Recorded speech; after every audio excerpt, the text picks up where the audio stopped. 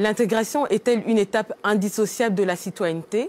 La progression de la mondialisation provoque une croissance des migrations internationales qui touche l'Europe. Cette croissance a pour conséquence une forte augmentation des demandes d'asile. Cette croissance est liée à plusieurs facteurs, comme par exemple la résurgence de certains conflits dans le monde et les besoins économiques. Comment l'Europe gère-t-elle cette migration qui représente un défi majeur? Alors, pour en discuter aujourd'hui avec nous, Solange Pitroipa, femme politique libérale. Bonjour. Bonjour. Pierre Campagny, homme politique centriste. Bonjour. Bonjour. Tommy Bouy, président du MRAX, le mouvement contre le racisme, l'antisémitisme et la xénophobie. Bonjour. Donc voilà. Mais avant d'entamer notre discussion, je vous propose de découvrir ou de redécouvrir quelques moments du forum Afrophobia, donc un forum organisé pour lutter contre le racisme et qui s'est déroulé ici il y a quelques jours dans l'enceinte même du Parlement européen.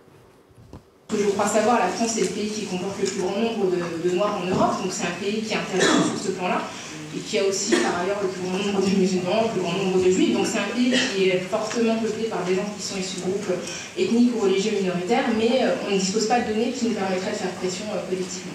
En fait, on fait face à cet idéal d'universalisme républicain qui considère qu'en France, en fait, il y a soit des Français, soit des étrangers. Donc au-delà de ça, on ne prend pas du tout compte, on ne tient pas du tout compte des minorités, qu'elles soient linguistiques, qu'elles soient religieuses ou qu'elles soient ethno-raciales. Et quand on parle de race, évidemment, le débat se concentre sur l'aspect biologique. Donc évidemment, je pense que nous sommes tous d'accord pour dire que sur le plan biologique, les races n'existent pas, qu'il n'y a qu'une seule race, c'est la race humaine, mais on ne se concentre pas de ce fait sur l'idée que le racisme produit sur le plan social des races qui ont des conséquences qui sont les discriminations.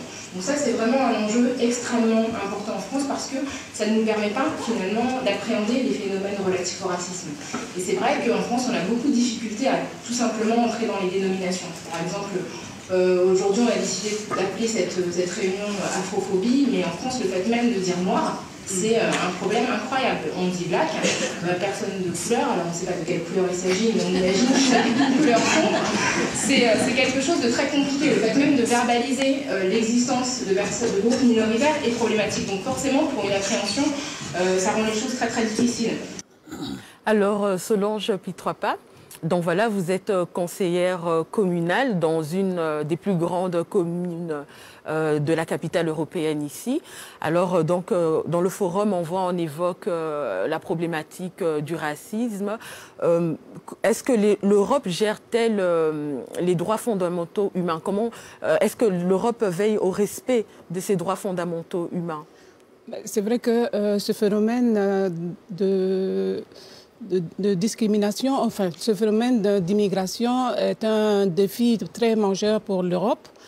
Quand on voit ces derniers mois les cas dramatiques que nous avons suivis avec la plus grande impuissance à Lampedusa, ce n'est pas près de s'arrêter. Comme vous l'avez bien dit en introduction, avec les guerres qui se passent actuellement et les problèmes, la désorganisation de certains systèmes étatiques également pousse les gens à aller chercher une vie meilleure en Europe. Donc, c'est pas près la situation n'est pas prête de s'améliorer. Il faut effectivement une politique européenne forte pour surtout aider les pays en difficulté sur place là-bas. Parce que tant que cela ne se fera pas, tant que ces pays seront désorganisés et avec des manques évident de l'élémentaire, tout le monde va tenter sa chance pour venir en Europe. Ça sera une bombe sociale. Donc il est temps que les États européens prennent à bras le corps ce problème de l'immigration. Il ne faut pas immigrer pour immigrer, il faut immigrer dans de bonnes conditions.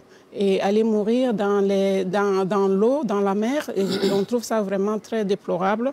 Et c'est vrai que cette gestion représente un grand défi pour l'Europe. Quand j'ai vu au cas de Lampedusa où on a compté des milliers et des milliers de morts, et jusqu'à aujourd'hui, je ne vois pas une politique concrète qui va arrêter ce drame-là. Et c'est très, très triste et déplorable. Justement, vous, en tant que femme politique européenne d'origine africaine, comment définiriez-vous l'intégration? Pour moi, l'intégration ou la bonne intégration, c'est en fait se sentir bien dans le pays d'accueil, apprendre la langue du pays déjà, bien s'intégrer. Bien s'intégrer, c'est quoi? Déjà apprendre une des langues véhiculaires du pays pour pouvoir trouver facilement du travail, pour pouvoir participer à la vie citoyenne et aussi participer à la vie culturelle et démocratique du pays. Et ça, c'est des situations que malheureusement, il y a des gens qui parlent presque pas la langue du pays et qui se retrouvent confrontés à des problèmes de discrimination ou à un rejet. Parce qu'ils ne partagent pas quelques valeurs qui forment le socle de valeurs communes avec le pays d'accueil. Okay. Merci. Et Tomi Bouy, vous qui êtes justement président du MRAX, comment définirez-vous l'intégration? Alors moi j'irai un pas plus loin que notre collègue Solange, puisque pour nous l'intégration effectivement c'est un processus qui doit d'abord se faire par les personnes qui arrivent dans le pays, hein, parce que d'abord quand on parle d'intégration il faut bien faire un distinguo entre les personnes qui sont d'origine étrangère mais qui existent, enfin qui sont déjà sur le territoire européen depuis déjà des générations, alors qu'on utilise encore à très mauvais escient le mot intégration pour ces personnes-là. Mais quand on parle de primo-arrivants, le processus d'intégration, c'est effectivement d'apprendre la langue, de pouvoir avoir une introduction correcte sur les us et coutumes du pays d'accueil, et dans une perspective à très court terme, avec ce bagage qui est acquis, de pouvoir accéder au marché de l'emploi et de pouvoir contribuer à la société dans laquelle on est. Mais je voudrais rajouter une chose, c'est que quand on parle d'un processus d'intégration, ce n'est pas un processus unilatéral, c'est un processus à double sens, puisque aujourd'hui le problème qui est souvent posé et qui est jeté, c'est souvent de mettre cette question-là uniquement sous l'angle des personnes d'origine étrangère. Or, il faut quand même pouvoir mettre le problème. Le problème aussi, c'est que la société dominante, la société d'accueil, a du mal à vouloir parfois intégrer ces gens-là. Et donc on se retrouve dans une situation schizophrénique où on vous demande de vous intégrer, mais on vous en donne pas les moyens. On vous donne pas les moyens d'accéder au marché à l'emploi. On vous donne pas les moyens d'accéder au marché au logement. Justement, dans le clip qu'on a vu, donc c'était Madame Rokhaya Diallo, qui est donc que vous devez sûrement connaître, qui est une militante donc justement contre le racisme. Comment le MRAX, quels sont les moyens qui sont mis en œuvre par le MRAX justement pour lutter contre la discrimination? Alors, la lutte contre la discrimination et le racisme, il n'y a pas une seule manière, et donc effectivement, on investit tous les spectres qui sont possibles et inimaginables. Alors d'abord, il faut rappeler quand même qu'il y a un contexte législatif bien particulier, puisque la Belgique est quand même un pays qui a adopté un des arsenals juridiques les plus avancés sur la lutte contre les discriminations et contre le racisme, puisqu'il ne faut pas l'oublier, le racisme, ce n'est pas juste une opinion, c'est un délit et qui est punissable pénalement ici en Belgique. Mais au-delà de cet aspect juridique-là, je pense qu'il y a un grand travail de dialogue et de communication envers les différents publics.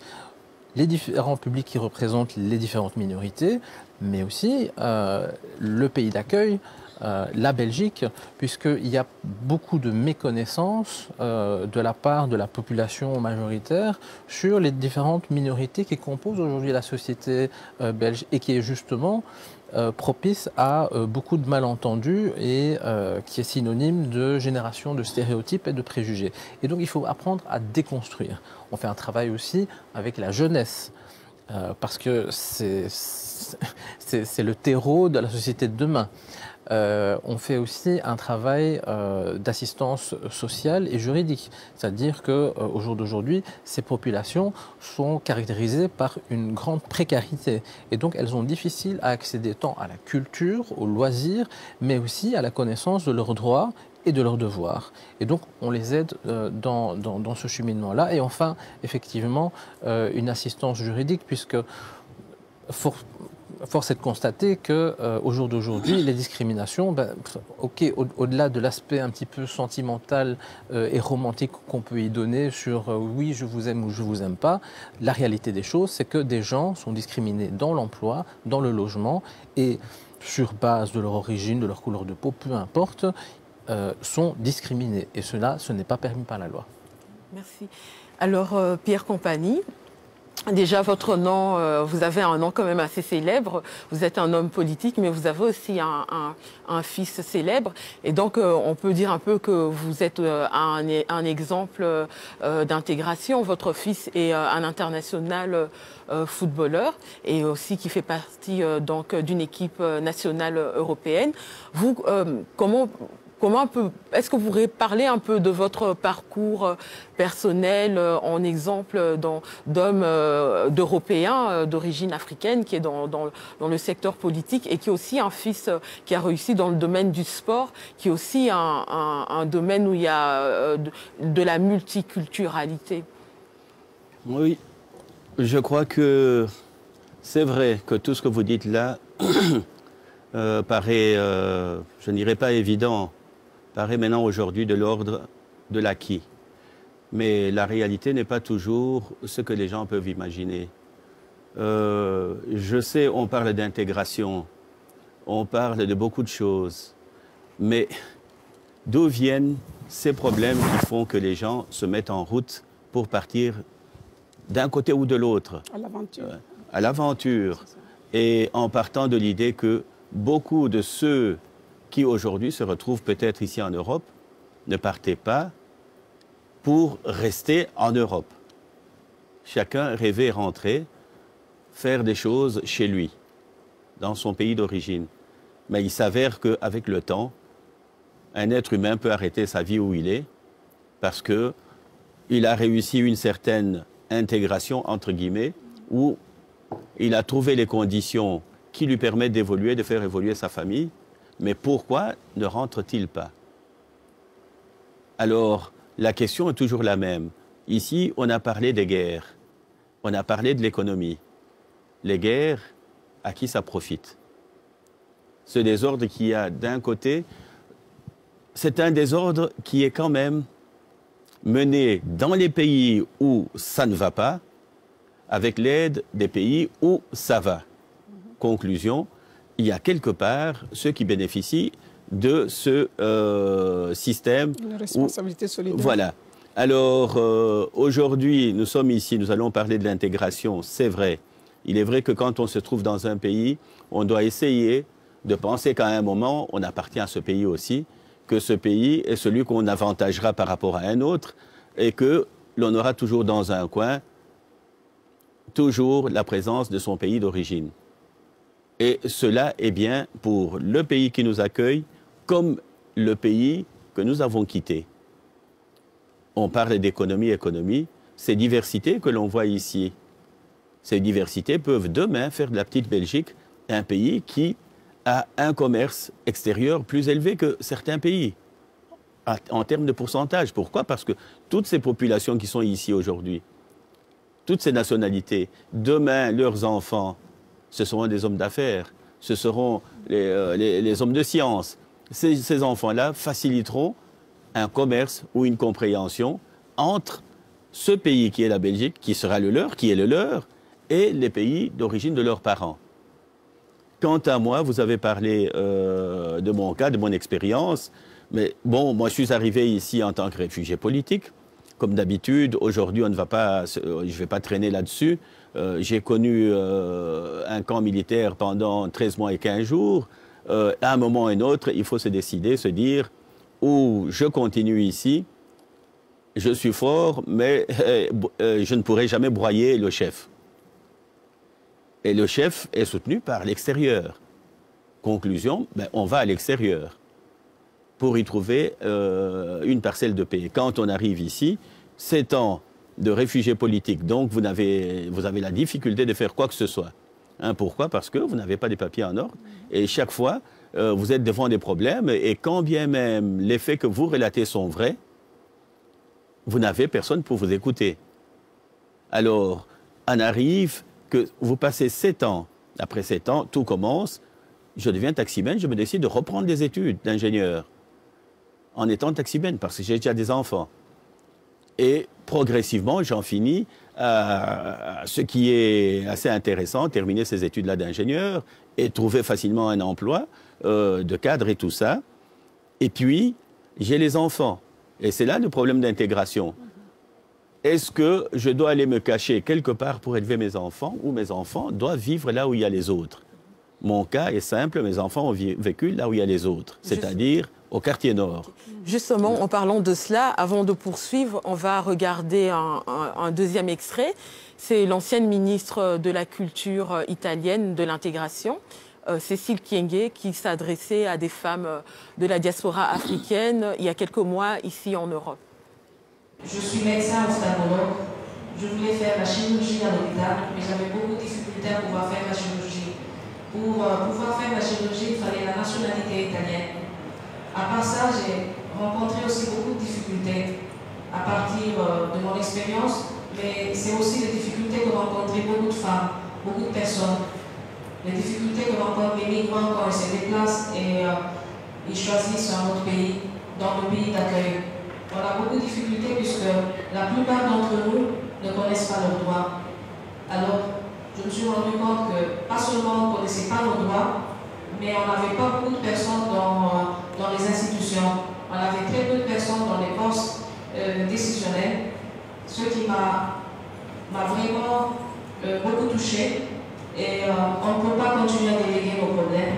Il faut qu'on soit là pour pouvoir s'impliquer et commencer à faire comprendre le parcours des migrants, pour défendre nos droits, pour construire ensemble avec nos pays d'accueil, construire ensemble notre société. J'étais au Parlement européen pour pouvoir parler d'un thème que j'ai tout de suite soulevé après ma nomination. C'est le thème de la citoyenneté. On ne peut pas permettre que les enfants qui naissent en Europe ne savent pas qui ils sont. On ne peut pas permettre que les enfants qui naissent en Europe soient considérés comme des étrangers. Ils n'ont pas choisi le pays là où ils naissent. Ce sont nous qui avons choisi le pays, mais pas nos enfants. Donc, l'Europe doit prendre sa responsabilité, commencer à affronter ce thème pour essayer de donner une identité et de renforcer l'identité à ces enfants. Les enfants qui naissent en Europe doivent prendre une identité européenne. Les enfants qui naissent en Europe peuvent faire un choix à l'âge de 18 ans et savoir s'ils veulent rester européens ou s'ils veulent choisir un autre pays. Alors, Solange Pitroipa, justement, Pierre Campagny parlait un peu de difficultés de son parcours à son arrivée. Quels sont justement les moyens mis en œuvre par l'Europe pour justement aider à une bonne intégration? Moi, étant donné que je suis une élue belge, je vais donner l'exemple de la Belgique. Nous savons bien que depuis 1997, la communauté française de Belgique a lancé une charte de partenariat qui vise en fait à organiser des cours d'acquisition de langue et de culture du pays d'origine. Et ces cours sont organisés dans l'enseignement fondamental du premier degré également. Cela permet aux enfants d'avoir une meilleure connaissance de leur pays d'origine, d'être mieux intégré, d'être moins complexé, parce qu'un enfant qui ne connaît pas sa culture d'origine ou sa langue d'origine se sent quand même un peu... Enfin, il lui manque quelque chose, en fait. Donc, c'est pour cette occasion que la communauté française a pris l'initiative d'introduire ce parcours et qui marche super bien, parce que les enfants, ils s'intègrent plus facilement, tout en sachant qu'on ne va pas leur enlever leur culture d'origine. Donc ça, c'est quelque chose qu'en Europe, on devrait mettre en pratique dans d'autres pays pour faciliter l'intégration des enfants, pour leur donner les outils de s'intégrer par la culture, même par le sport, par différents moyens. Parce que même au niveau du sport, on peut dire que c'est un vecteur d'épanouissement individuel. Et à travers le sport, on peut également lutter contre le racisme. Et c'est pas pour rien que, en fait, l'Union belge de football a intitulé « Ne faites pas le singe » dans une propagande pour pouvoir lutter efficacement contre le racisme au sport. Et il y a aussi une charte qui édicte des principes de tolérance, de bonne conduite, en fait, qui était signée par tous les clubs de football. Et l'organisation, ça a été intitulé également, comme on appelle, carton rouge contre le racisme. Donc, tout ça sont des facteurs, des éléments qui permettent aux enfants d'origine étrangère de mieux s'intégrer, de mieux s'investir dans la société et puis ensuite s'émanciper. Parce que sans cela, ils sont laissés à eux-mêmes, ils vont décrocher au niveau scolaire, ils vont s'isoler, en fait, se renfermer et ça va être une catastrophe par la suite. Alors, Tommy Bouy, justement, on parle souvent d'intégration, mais est-ce qu'il faudrait aussi mettre en exergue l'acceptation? Mais oui, comme je le disais précédemment, quand on parle d'intégration, ce n'est pas juste un processus à sens unique. Il y a un travail aussi à faire dans la population en Belgique pour justement qu'il y ait une plus grande acceptation des différentes composantes aujourd'hui de la société belge, puisqu'on sait que voilà, il y a eu des vagues d'immigration, notamment ce qu'on appelait en Flandre les gastarbeiders, avec des appels de force ouvrière au Maroc, il y en avait eu en Italie avant, et puis il y a eu des flots de réfugiés politiques dont mes parents en font partie, puisqu'ils ont quitté le Vietnam à un très jeune âge, ont parcouru le Laos, puis se sont retrouvés dans des camps de réfugiés en Thaïlande, pour finalement arriver en Belgique. Il y a eu une immigration chinoise aussi, enfin voilà, qui fait qu'aujourd'hui, la population belge a dramatiquement changé.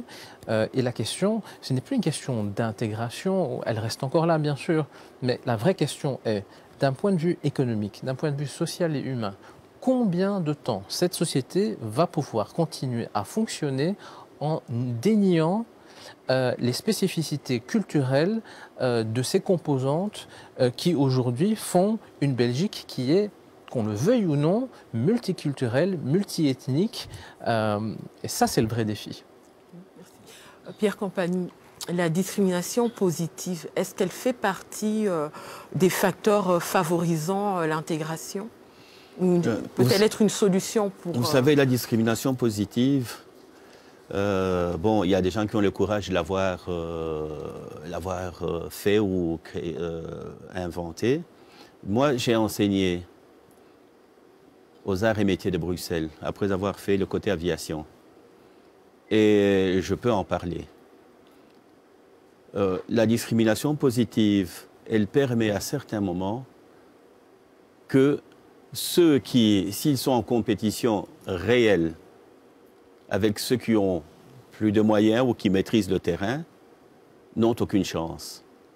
Donc pour favoriser, il faut à un moment donner un petit plus pour s'assurer que les défavorisés avancent. Parce que dans une société, si on ne fait pas attention à ça, demain, l'enfant du riche, les routes où il circule, il ne va jamais circuler tout seul. Il ne va pas se mettre dans une bulle pour éviter ceux qui sont en train de se dégrader. Là, c'est la réalité. Et là, j'en reviendrai à ce que je vous ai dit. Mes enfants ont vécu au quartier nord, dans le quartier nord. Et je crois, 20 ans d'existence dans le quartier nord, le tout est que chaque parent s'occupe de ses enfants. Est-ce qu'on le fait? Alors, la discrimination positive, elle a du bien, elle apporte un plus, mais il faut savoir l'exploiter. Il faut qu'à tout moment, l'autorité qui prétend que la discrimination positive est un bien, elle doit aller voir, ils doivent avoir des mécanismes de contrôle. Pas seulement laisser les gens entre eux et ensuite tirer des conclusions. Et ça, pour avoir vécu les arts et métiers, je suis prêt à dire qu'il est normal que de temps en temps, et souvent, on mette des moyens un peu plus là où ça se dégrade que se battre pour là où les gens savent se défendre, ils ont suffisamment de moyens. Je ne dis pas qu'il faut ignorer que la société doit se couper en deux. Mais si la société veut vivre ensemble, il faut se tenir par la main et éviter qu'on arrive à des ravins d'un côté et de l'autre des sommets. Pourquoi? Parce que demain, l'enfant du riche, vos enfants, les miens, ne pourront jamais circuler dans la rue qu'en comptant ceux qui les ressemblent. C'est impossible. Justement, vous parlez de ne pas laisser les gens entre eux. Ça, c'est une question que je vais poser. Est-ce que le communautarisme peut être un frein à l'intégration? Tommy Bouy, par exemple. Si je peux juste permettre de rebondir Oui. sur ce que M. Compagnie disait, parce que c'est quelque chose de quand même très intéressant, puisque au jour d'aujourd'hui, on arrive quand même à un constat où, effectivement, on a édicté des lois pour plus d'égalité, etc. Mais je pense que la loi, ce n'est pas la seule réponse, et qu'aujourd'hui, on a atteint un stade où on a effectivement les droits, hein, mais il faut arriver à un stade où il y a des droits réels. Hein, plus des droits dans les livres, plus des droits qui sont édictés. Et je pense qu'il faut laisser quand même tomber une discussion qui me paraît somme toute un petit peu mise sous le tapis, c'est la question des quotas. Aujourd'hui, on trouve tout à fait normal qu'il y ait des quotas hommes-femmes pour qu'il y ait une égalité de genre. On a introduit des quotas pour qu'il y ait plus d'ouverture sur le marché de l'emploi pour les personnes qui sont handicapées. Eh bien, je pense qu'aujourd'hui, il faut arrêter le tabou et dire qu'il faut des quotas sur voilà, des gens d'origine un tel, et surtout dans les administrations publiques qui doivent donner l'exemple. On ne peut en arriver que là. C'est mal utilisé. Hein. Les moyens sont mis, les moyens humains et matériels supplémentaires sont toujours accordés, mais à mon grand regret, c'est mal utilisé. Quand je pense que dans certaines écoles à Bruxelles, dans la moyenne même des écoles, il y a 50% des enfants d'origine étrangère. Et dans certains quartiers, il y a plus de 90% d'enfants d'origine étrangère. Et paradoxalement, le taux de chômage frappe beaucoup fort ces communautés-là. Le taux de chômage record, on a doublé en 10 ans. Et la population qui est plus fragilisée, ce sont les populations d'origine étrangère. Alors, comment expliquer ça? Les moyens humains sont là, les moyens financiers sont donnés, mais malgré ça, les formations ne sont pas bonnes ou ne sont pas bien donnés, ils ne sortent pas avec de bons diplômes, ils n'ont pas assez de niveau pour décrocher un bon emploi, pour s'émanciper. Donc, il y a quelque chose qui cloche. C'est un échec. Oui, tout à fait. Alors, c'est là qu'on arrive à une espèce d'ethnostratification des inégalités sociales, puisqu'on voit qu'au plus on monte dans la pyramide, hein, ceux qui ont la chance de prendre l'ascenseur, comme on dit, eh bien, voilà, on devient de plus en plus blanc. Et ceux qui restent en bas, ben, voilà, ce sont les populations d'origine nord-africaine ou d'Afrique subsaharienne. Alors, pour en revenir à votre question concernant le communautarisme, oui, le communautarisme, ça a toujours existé et je pense qu'il ne faut pas y voir quelque chose de tout à fait diabolisant. Le communautarisme, c'est avant tout une question de vouloir se retrouver avec des gens avec qui on a des accointances culturelles, des accointances de valeurs, et on essaie toujours de faire passer pas ça pour un problème quand c'est des Africains ou des musulmans ou des Chinois qui se retrouvent ensemble, alors que quand on pense au cercle de Lorraine et que ce sont des riches qui se retrouvent ensemble, et là il n'y a personne qui pose de problème. Donc moi, le communautarisme en soi, ce n'est pas une bonne ou une mauvaise chose. Là où ça devient un problème, c'est quand effectivement ce n'est que le seul mode de sociabilisation, et ça montre une chose, c'est qu'il y a une fracture entre les différentes communautés qui composent la société. Et là, effectivement, il faut passer à travers et pouvoir créer des ponts pour qu'il y ait un échange et arriver à ce qu'on appelle la cohésion sociale. On arrive à la fin de notre émission, donc on va continuer notre conversation après. En tout cas, je vous remercie. Merci en tout cas pour l'invitation.